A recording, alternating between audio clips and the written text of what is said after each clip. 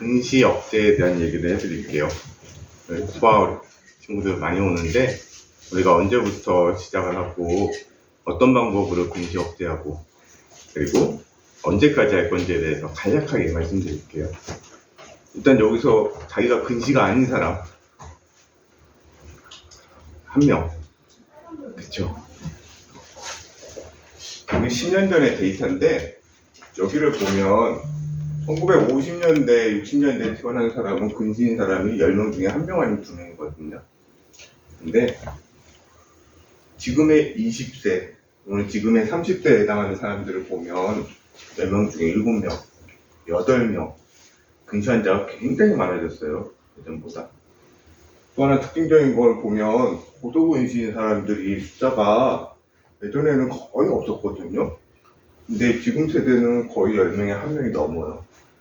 현재 지금 10대, 지금 태어난 친구들은 훨씬 더 그게 많거든요. 엄마들이 왜 우리가 근시를 억제를 시켜야 되는지에 대한 질문을 하는데, 근시가 심하면 심할수록 근시 때문에 생기는 망막이 변성도 잘 생기고, 명내장이나 아니면 황반변증, 망막 박리 같은 게 몇 배에서 심한 거는 몇십 배까지도 많아지기 때문에 아이들의 미래를 위해서 우리가 근시가 적게 생길 수 있도록 최대한 해줘야 됩니다. 근시가 왜 생기는 거냐에 대해서는 예전에는 잘 몰랐어요, 사실.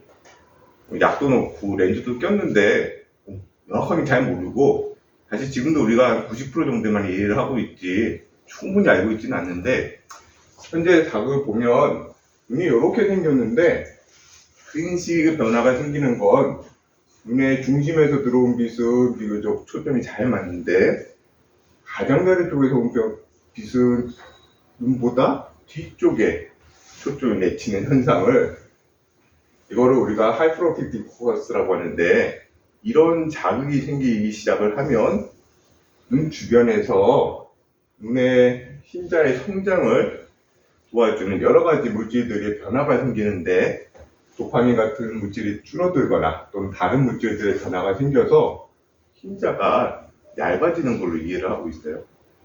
얇아지면 더 약해져서 뒤로 길어지는, 이런 게 현재까지 우리가 이해하고 있는 근시의 메커니즘이고, 지금까지 약을 놓고 렌즈 끼고 이런 여러 가지 치료를 하는 것도 이 과정을 뭔가 억제를 해보자, 이게 현재의 컨셉입니다.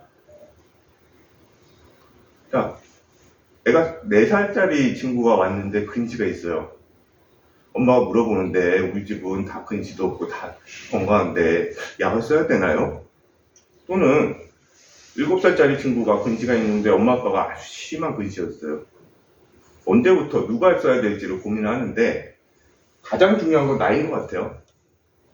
나이가 어린 친구들이 근시가 시작이 되면 나중에 성장할 때까지 눈은 계속 나빠지기 때문에 고도근시로 들어갈 확률이 상당히 높습니다. 그래서 일단 초등학교 저학년 친구가 본다, 시작할 필요가 있고, 또 하나는 이제 가족력이죠. 엄마도 근시고 아빠도 근시면 아이가 근시의 확률은 10명에 8명, 아주 높아요.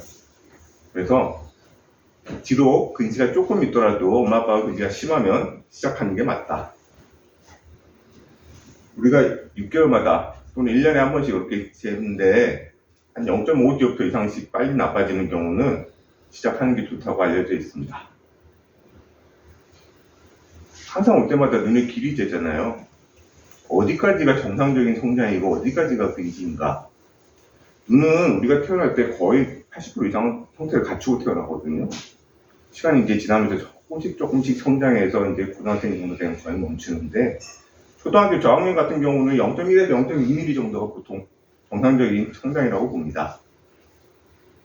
고학년부터는 1년에 0.1mm, 그 정도 기억하시면 나중에 렌스타로 길이 재실 때 이 친구가 정상적인 성장이구나, 또는 근시가 생기고 있다 정도를 파악할 수가 있고, 연간 0.3mm 이상 빨리빨리 증가하는 경우는 이 근시가 상당히 빠른 거고 뭔가 액션을 더 취해야 되는 상황이다 라고 이해하시면 되겠습니다. 현재까지 근시 진행을 억제하는 방법, 대표적인 게 아트로핀 안약, 드림렌즈, 소프트렌즈 타입의 또 하나는 안경 타입, 이렇게 크게 4가지 정도로 나뉠 수가 있어요. 아트로피는 원래는 동공을 크게 해주는 약제인데 이 약을 써서 아이들이 근시가 진행을 안 하는 거 우리가 알게 됐거든요. 그래서 아트로핀의 농도를 어떻게 해서 써야 될지에 대해서 여러 가지 연구가 있었는데, 농도가 높으면 높을수록 근시가 진행하는 거 억제하는 거는 효과가 좋아지는데, 대신에 여러 가지 다른 부작용들이 생길 가능성이 많아집니다. 제일 대표적인 게 동공이 커지면 밖에 나가면 눈 많이 부시고 아이가 가까운 거 잘 안 보인다 그러고, 또 아트로핀 자체에 의한 충혈이나 알러지 이런 것 때문에 아이가 불편해할 수 있어요. 농도가 아주 약하게 0.01%로 만들면 자극 불편한 거 거의 없는데 약의 효과가 조금 떨어지는 걸로 일단 생각을 할 수가 있고, 현재까지는 중로는 한 0.05% 정도가 가장 적합하지 않을까, 또는 그보다 조금 낮게. 근데 현재 우리나라에 나오고 있는 약은 0.125% 하나밖에 없어요. 근데 지금은 어쩔 수 없이 우리가 약을 인공눈물하고 희석해가지고 농도를 조금씩 낮춰서 만들고 있습니다. 아마 이번 해 말이나 내년 초에는 농도 낮은 제품들이 나올 것 같아요. 그러면 이제 우리가 복잡하게 설명할 필요 없이 그냥 그 제품 그대로 사용하게 되는 날이 곧 올 거예요. 두 번째 방법은 드림렌즈인데, 드림렌즈의 원리는 결국은 각막의 중심을 눌러줘서 중심 쪽은 잘 보이게, 주변 쪽에서 들어오는 빛은 우리가 가지고 있는 망막보다 좀 더 앞에 포커스가 맞추도록, 그게 원리가 되는 거고, 아트로핀, 드림렌즈, 소프트렌즈 라이트 전부 다 대략적인 예방 효과는 반 정도라고 생각하시면 됩니다. 안경보다는, 우리가 뒤에 나오는 안경보다는 근시 효과가 좀 더 효과적일 거라는 얘기가 좀 더 있고, 좀 더 장기적인 데이터도 우리가 가지고 있어요. 말사이트 소프트렌즈 타입인데, 소프트렌즈는 이렇게 생겼어요. 그냥 멀리 있는 게 잘 보이게 하는 렌즈 부스 타입이 있고, 주변에다가 약간 플러스 렌즈 도수를 넣어놨어요. 우리 멀티포컬 렌즈처럼.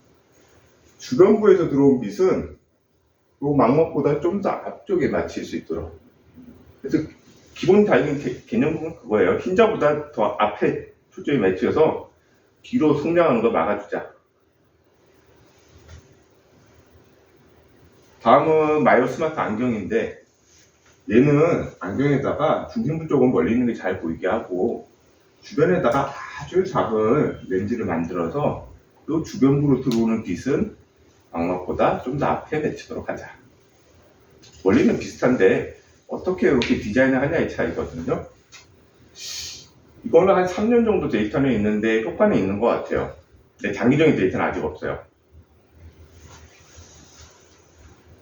지금 나오는 기술들은 크게 두 가지 볼 수가 있는데, 에슬러 렌즈 얘는 요 주변에다가 좀 더 에이스페릭하게, 그러니까 예전에는 요 작은 렌즈 안에서 이렇게 빛이 안쪽으로 모이게 했다면 요 작은 홈을 통해서 좀 더 망막보다 앞쪽에 렌즈가 맞추는 건데, 요 렌즈는 하는 친구들 어쩌다 한 명씩 보입니다. 요거는 빨간색 파장의 빛을 아이가 이렇게 매일 보도록 하면 실제로 근시 진행이 좀 억제된다라는 게 나오고는 있어요, 중국에서. 아직은 명확한 데이터는 없어요.